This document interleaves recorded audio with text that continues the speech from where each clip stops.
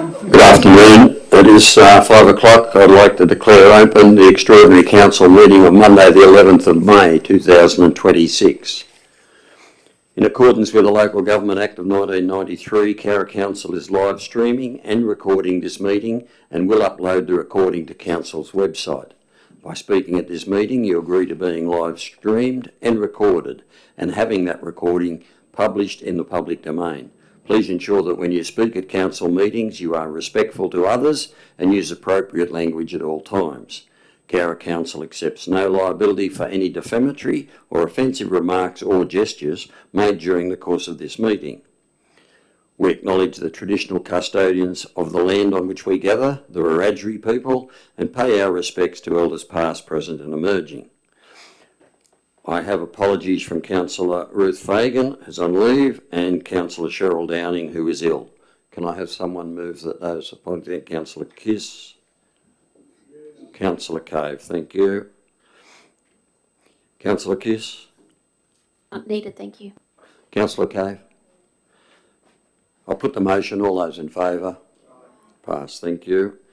1.4, disclosures of interest. Councillors and staff, please indicate in relation to any interest you need to declare. A, what report or item you are declaring an interest in. B, whether the interest is pecuniary or non-pecuniary. And C, what is the nature of that interest.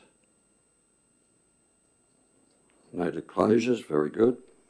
We have no presentations. 2.1 is the draft delivery program from 2025 to 26.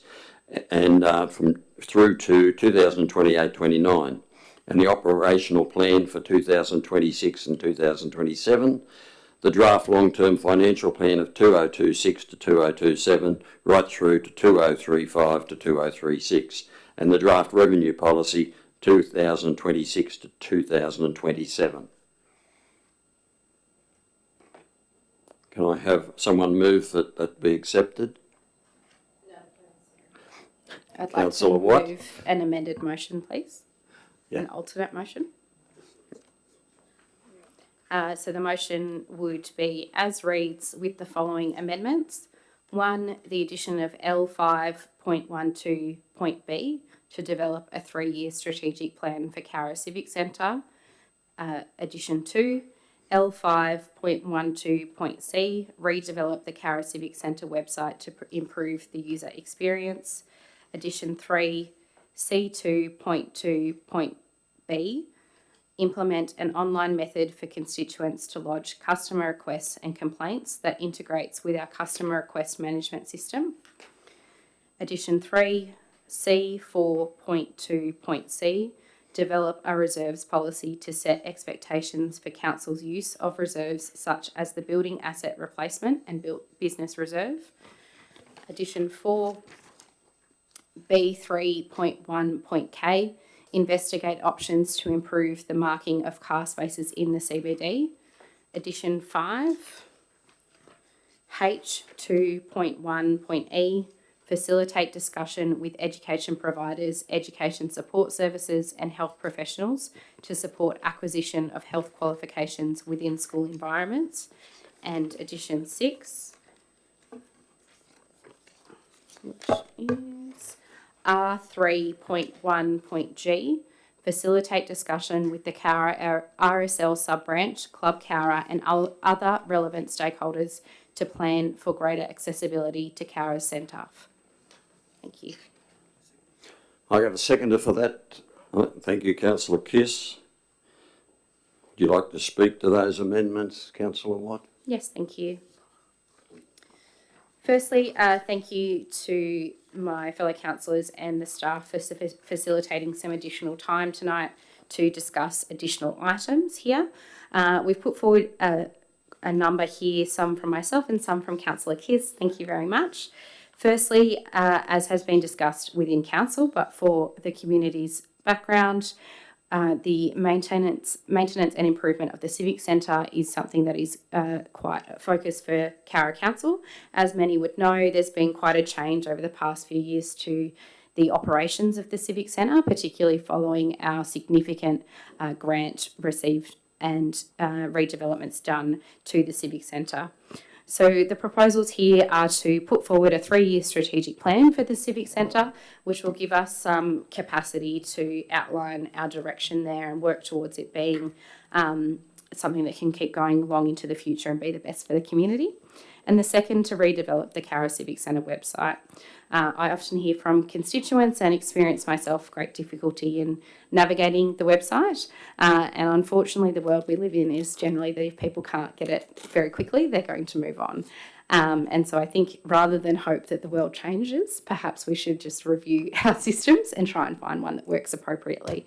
There are a number out there, and putting this forward will give our team the capacity to look towards a website that's more fit for purpose. Secondly, I've got 2 suggestions as part of the community leadership and engagement section. Firstly, something that has been very important to me throughout my time in council and something we are continuing to work on is improving customer service experience through council. The staff have been doing some work over the past few years to look at tracking our customer requests more deliberately and looking at trends over time. However, this is still meeting challenges with the way that our records management system works, as well as how we get out to constituents. There are options out there that constituents can use that are more user-friendly, as well as options that might make it better on our end. Something that that I personally use quite frequently is Snap Send Solve, which is an app where you can take a photo that geolocates where the issue is, uses AI to figure out which department in council or state government or federal government is the appropriate method to go to, and creates that request for you and sends it on to council or the relevant body.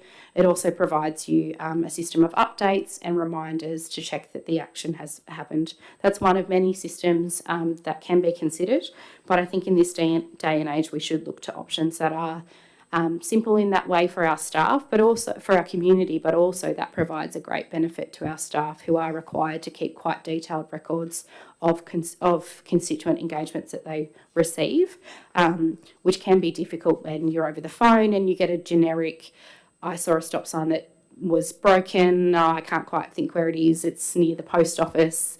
You know, that kind of level of detail is not always the easiest for us to piece together. But an alternate of I took a picture and it sent you the location of where it is gives you quite a bit of information about what is sitting there. And it also provides for us that back end too of showing the record of what issues have been raised with us and what time we are getting back to our constituents.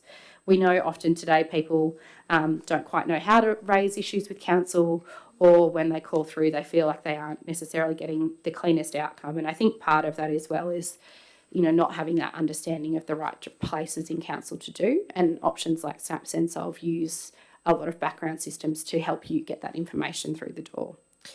Regardless, on a base level, this action here suggests that we look at different options of how we make that work, which I think can be really beneficial both to our staff and our community. Obviously, we want our facilities to be in the best standard they can be, but we don't want our staff to have to be walking down every street every week to make sure that everything is fine. So if we can institute some of Ziran Mamdani and suggest that we ask our constituents to have a look at ourselves and see what's going on, it can be a really good way for our staff to get knowledge of what's on the ground.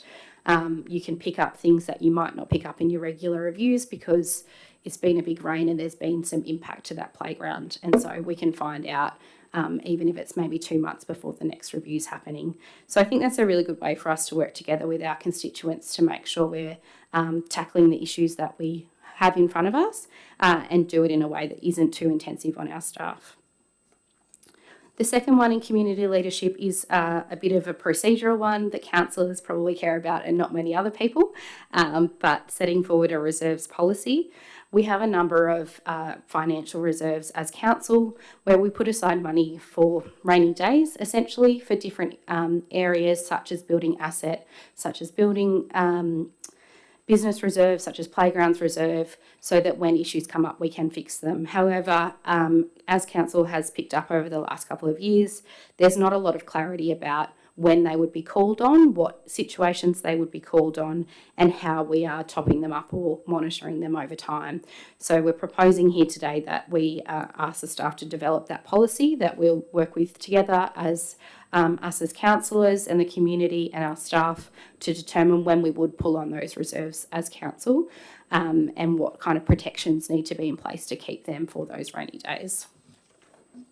Finally, on my list, this is something we've talked about previously in council, so this is just procedural, an action to investigate options to improve the marking of car spaces in the CBD. This was raised a few months ago by the CBD committee as something that constituents are interested in having the street look a little bit more maintained and hopefully assist people in parking a little bit better. This action has begun with the staff looking at different options available there, and this is just a placeholder so that we have that report back and it sits within our IP&R. On a broader scale, this is a very exciting document that we've got here in front of us. There's quite a few pieces that I'm really passionate about. From a standalone perspective, financially, I feel like we as a council have really come together over the last few months to take a look at our financial assumptions that we put in place to develop our long-term financial plan, and putting this forward, we've been able to bring the budget into quite a good situation in our long-term financial plan. We have ongoing discussions around the table about our view on when we need to renew our water treatment plan and what kind of activities we can put in place to extend the life of that project, and really make sure that when we're investing as council, we're doing the best that we can to create financial sustainability. While our unrestricted cash at the end of this financial year has dropped quite significantly based on what was projected, it's due to us renegotiating high interest loans, which will save us money in the long term. And as you can see in that projection, it does increase quite dramatically over the next few years. We've also made the decision to shift a standard practice of grant funding using external grants regularly to keep ongoing upkeep and renewal of council facilities, and have chosen to do that through internal loans through the BARP to provide us a bit more, both provide the element of sustainability across that budget line, but also reduce the ongoing interest for instances like this. We are very lucky as council that we have the money in the bank to be able to do that in the reserves, and it's always a judgment as to which side we want to affect our cash flow. But on the analysis of these projects here and what is this sitting in our reserve, we've made the decision as council that we are able to fund it internally, which I think will be a positive going forward in the reduction in interest rates. I'd also like to note that we've added quite a useful element to the revenue policy of the column that sets out who determines the fee. We're often quite hampered as council when the state government or the federal government determines a fee, such as for cemeteries, and we are forced to impose that on our constituents. And it's not always the fee that we would like to pass on, and often, unfortunately, it's not council that then receives that money to spend back on that infrastructure. But I think this is a really good point of transparency for our community to see what elements we actually do have flexibility in the fees and which we don't. Also, lastly, on the financial papers, I just wanted to note as well, we do have the long-term financial plan showing the end of the container deposit scheme income in financial year 2028, as that's when the contract ceases between the party we work with and the state government. But we hope that that will be something that we are able to continue in the future, and hopefully then see some more positive impact in the budget, as it is quite a good project for putting money into our MRF and back into our community. Operationally, just very quickly, some things that I'm quite excited and want to highlight in this plan that are going forward: implementing information sessions on tendering and procurement with local businesses. Quite recently, we've put out a notice to our community about the work that we're doing on our procurement policy, and a request to reach out to us if you have suggestions of how you could work with council, and there'll be more work going forward to get that information out to the community. We've decided to engage an external organisation to develop the play strategy, to look at how our playgrounds and play facilities across the community are maintained and developed and set out some standards for what we want them to look like.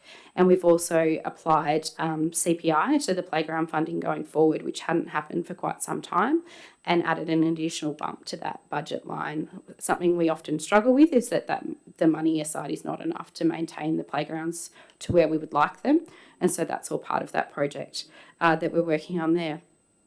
There's also a great list of items from the CBD committee, a very active committee, such as committing us to undertaking the development of a master plan for Lower Macquarie Street, light installation in the main street, investigation of feasibility of placement of notice boards in the CBD, promotion of safe footpath trading, investigation of shopfront painting schemes, and improving accessibility and safety. We're also going to be making some big steps in progressing FOGO, building on the great work of our Department of Infrastructure team in gaining a grant to investigate different options for FOGO, looking at bin audits, options around bin size and collection frequency, as well as looking at options to improve recycling throughout the CBD and helping our community to engage there. That's just a few things from this very, very long document of work set forward for the council for the year ahead. I'm very proud to be putting this forward on exhibition tonight, hopefully, and would ask my fellow councillors to consider both the proposals put forward by myself and by Councillor Kiss as useful additions to that plan. Thank you. Thank you, Councillor Kiss. Thank you, Mr. Mayor, and I'd like to thank Councillor Watt for such a comprehensive, concise, look, honestly, you could speak for hours on this and still be quite excited by it. So well done at having been able to wrap that up in such a short time. There really is a lot in here, and I do appreciate the work that has gone in by our fellow councillors from having gone through these documents, as well as our staff from having created them in the first place. Look, I will focus primarily on what has just been included in the draft as operational plan concerns. So some of the things that have already just been included in the draft are advocacy for community transport. And one of the things that we'll note is that council is no longer just the roads and rates and rubbish, you know, that it is actually a last point of call. Once you get to a stage where a community has no community service happening at all, someone needs to actually say, all right, let's have a look at this. Let's see who can actually help get a role on this. So I really appreciate council making those sort of efforts just to either facilitate, advocate, make the inquiries for the benefit of our community as a whole. And then there are certain items that have been included in our draft that are directly related to Cowra's function, the council's functions, such as increasing the public seating along Kendall Street, increasing from 0 between Macquarie Street right up to Brisbane Street. So anything beyond 0 would be wonderful. We're also looking at things like pathways through the Brown Park to the actual picnic areas, where at the moment the pathway stops and then it's grass, so it's not very accessible. Looking at an extra disabled car park potentially in front of Westpac or thereabouts. Like, we're looking at feasibility for these sorts of things as well, but by at least being listed, made a note of in our report, it's something that will be given attention to at some stage. So again, I appreciate everybody for having looked through that and given it consideration. What I will talk just a little bit more about are the two actions that Councillor Watt mentioned. Firstly is the supporting of, here it is, facilitate discussion with the education providers, education support services and health professionals to support acquisition of health qualifications within school environments. Basically, this was actually brought to my attention by one of our locals, Libby Ewing-Jarvie, where she said, did you know, and showed me an article where in the Southern New South Wales Local Health District, they have school students doing years 11 and 12 going into their local hospitals, so Bega, Bombala, Braidwood, Moroya, and they're currently planning to go into Queanbeyan and Goulburn just to do a vet course, the VET course for vocational education. Many of us have already heard of these sort of courses existing for animal studies, early childhood, all wonderful things. But these are occurring within health to allow the children or students to leave school with certificates 3 in health or a Certificate 3 in allied health, potentially working towards nursing, they'll actually have a good step towards some medical careers. So I did have a bit of a geezer at what's happening in our local high schools, and although it may be there, I certainly couldn't find it. This VET course or these ones don't seem to be on offer. Oftentimes these things don't happen because someone hasn't just put a few of those dots together. So my hope with this is that council may be able to facilitate the discussion to say, hey, you know, are we actually able to offer these sort of services or these sort of courses within our school environment and buddy that up with our brand new hospital. As I've sent out to our councillors already, we have a brand new hospital. We know we have a medical shortage. If this is available, this is already happening in another health district. Is there any way of pulling that up and bringing it into Cowra? And as we said, it fits beautifully into our H2, collaborate with education and health providers to attract and retain health professionals to the Shire, growing our own, but we're growing them from high school. I can only see that as being a positive thing. If it doesn't work, it doesn't work. But by gosh, I think sometimes we just have to, you know, put a hand up and say, let's just give it a go. So I'm hoping that our fellow councillors will support that one. Now, the other one is something that, once again, it isn't a direct council function. In fact, council doesn't own the property. And this one is to facilitate discussion with Cowra RSL sub-branch, Club Cowra, and other relevant stakeholders to plan for a greater accessibility to Cowra's cenotaph. And there'll be so many people who, when they say Cowra's cenotaph, will know exactly what they're talking about. Beautiful monument used for some of the most heartfelt commemorative ceremonies we ever hold within our township. But there are so many of our veterans who are now unable to access it with the wreath just because it goes up steps. And look, this has actually been something that's been targeted since I've been on the Access Committee now, 7-8 years, gosh. But because it's not actually a Cowra-owned facility, it's never actually hit the action list for something for us to do. But not just me, I know other councillors are also approached every time we have an Anzac Day, every time we have a Veterans Day, to say, look, how can we make it better? Again, once again, acknowledging it's not ours to actually do something with, but we do have an access incentive fund that could financially be used to assist.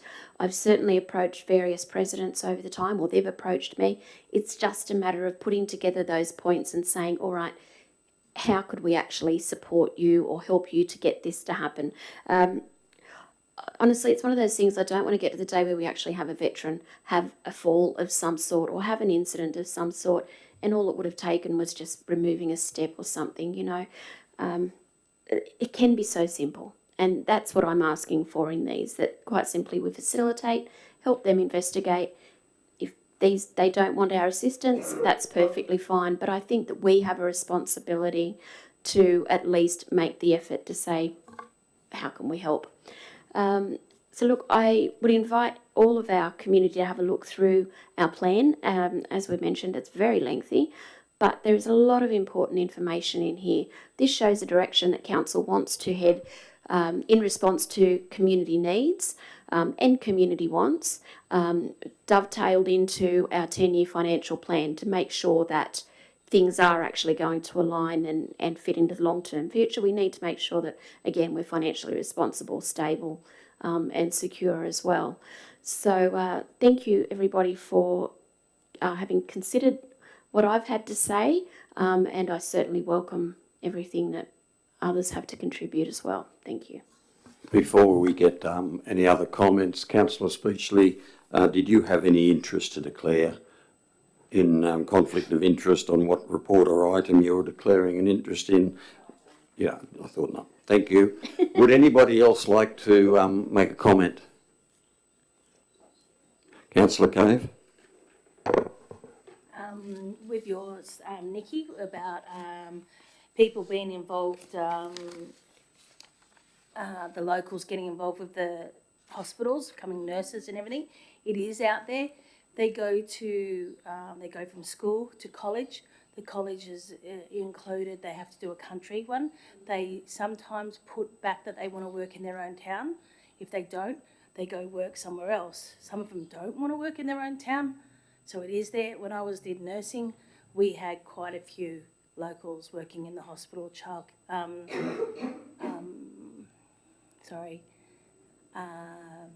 they work in the nursing homes and everything. So there is a lot, and it is there. But like you said, if we can get it through the school instead of they going off to the college, because the college sends them back here. So it is there, but it just is a long way around. Thank you. Anybody else wish to comment? Councillor Wright? Yeah, thank you. It's quite a detailed amendment that's come forward, and I take it the amendment's just one item. I can see relevance in the in part of it.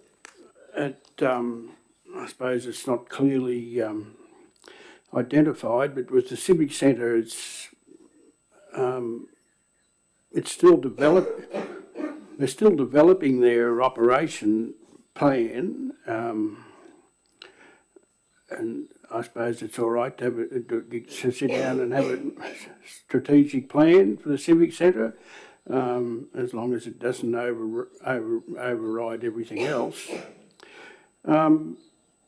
The customer service one, if it is easier to make something on the internet or by using your phone, it could be good, as long as the people that send it in can be identified. So if the system becomes overloaded with false claims, we can find who's sending them out and prosecute them if need be.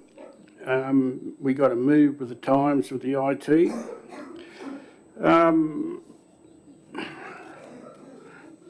I'd like to think there's enough in the policies now that they can explain to us when the BARP system can be used. There is a bit of, it isn't all that clear, but surely with the policy we've got, it's already there. And as far as the CBD, well, yeah, we can put line mark in it or replace the spots there, but I don't think it's going to make it any easier to get a park when it's busy, or people to park between the spaces, because wherever the first one starts, the next can also be out of sequence, although it is improving the look of it. The proposal of the for the education thing, there is things in the document already where we can have these meetings, and you'd have to get the hospital and the health system on side before we go chasing all these things, and then the school too. So yeah, we can have those talks, but whether it'll be right or not, I support anything you can do. I know I did go to the Country University Centre there, an open day on Friday, and spoke to the chairperson, and she's very motivated to get things going, so I don't think there's any problem there. But it's just getting everyone on board, and with the new hospital might have plans for that, but they're probably still getting things bedded in, and we don't want to be seen to be rushing upon them. But if you've got to write that in, well, be it. But the last one I totally disagree with. It's not our place to be telling RSL how they should have access to the monument there, of who can do this and who can do that. I've always learnt that when you start telling someone else how they should be operating their facility, the people go out and find something that we haven't done, and it comes back to bite us. I think rather than put it to identify that one item in the plan that's got to be fixed, we better do it without writing it down, and just do it on a softly, whether the access committee people go and talk to them at a meeting, and whatever they can arrange. It mightn't be that easy to make it accessible, because it's right on the footpath. They haven't got to leave the footpath very far, and you either got to make a ramp on our footpath up to the step for it to work, and then that could be another trip hazard for the people just using the footpath. But I'm dead against putting someone's business's name in our paper to have something fixed. Unless you want to go up and down the main street and identify every shop that hasn't got wheelchair access and got a step and everything, I don't think it's fair. And so in that case, I'll be voting against the amendment. Thank you. Thank you. Anyone else wish to comment? Councillor Horton. Yeah, thank you, and thanks, Councillor Wright. I agree. I think it's potentially problematic if we are identifying an individual business in our operational plan. I don't disagree. With calling out every opportunity to improve access. But that's at a community level. That's not saying that this shop should or that shop doesn't. We potentially are setting ourselves up for not failure, but not achieving what we want to achieve, which is improving access, because we're only focusing on one thing. The other aspects to this is look, we're being asked to put these on exhibition for 28 days, and I'd really encourage anyone and everyone in the community to have a look at this. I guess with respect to other amendments, no problem with investigating this or trying to develop that or what have you. I guess my concern is how much we can actually achieve. I just don't want to have any item listed in an operational plan. I guess I'm torn, I suppose, between being aspirational and being pragmatic. We can list 100 more things across the operational plan, but if we know we're actually not going to achieve them, I'm not sure.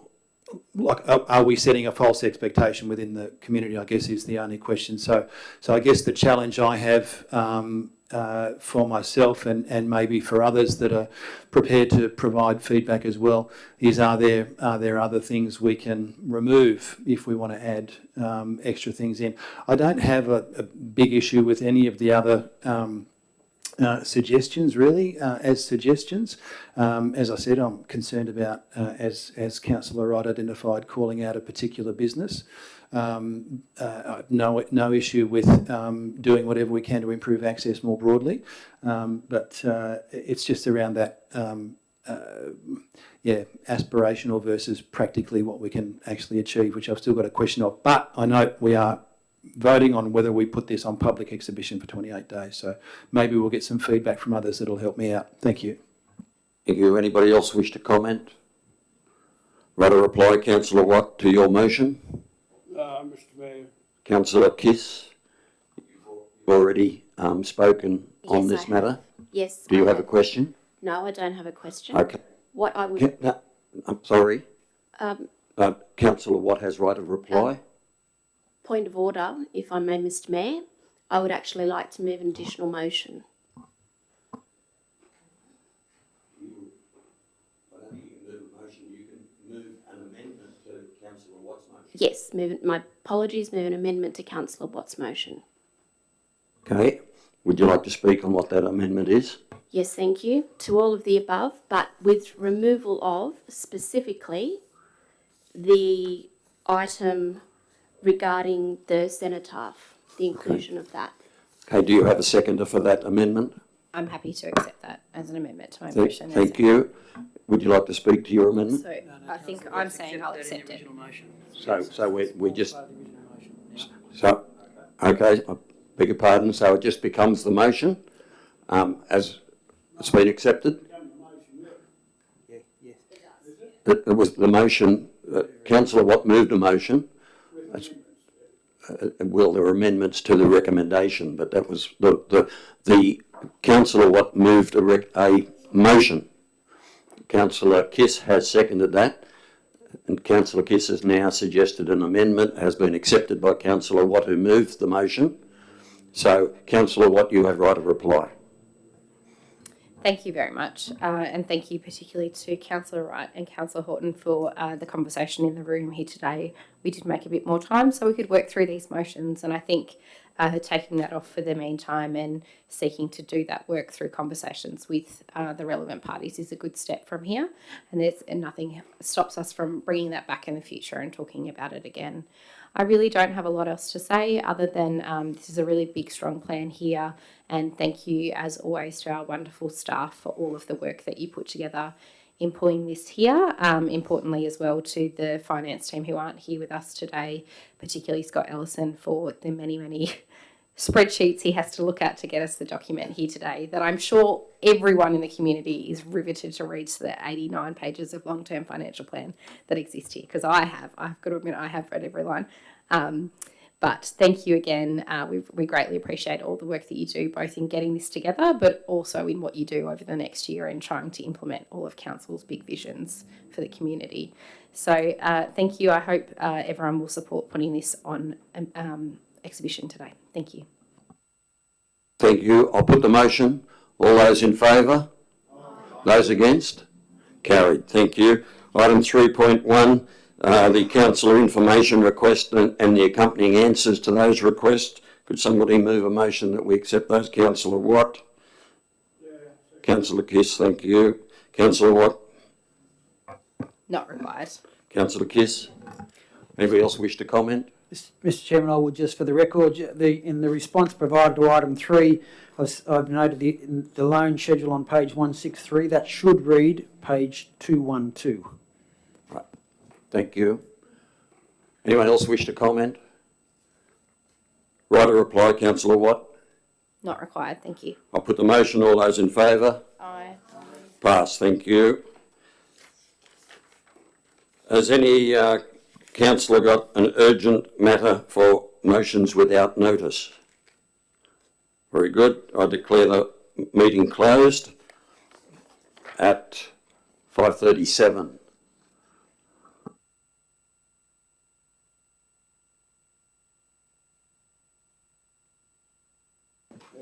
Just note, we're still live streaming. We're turning the volume off.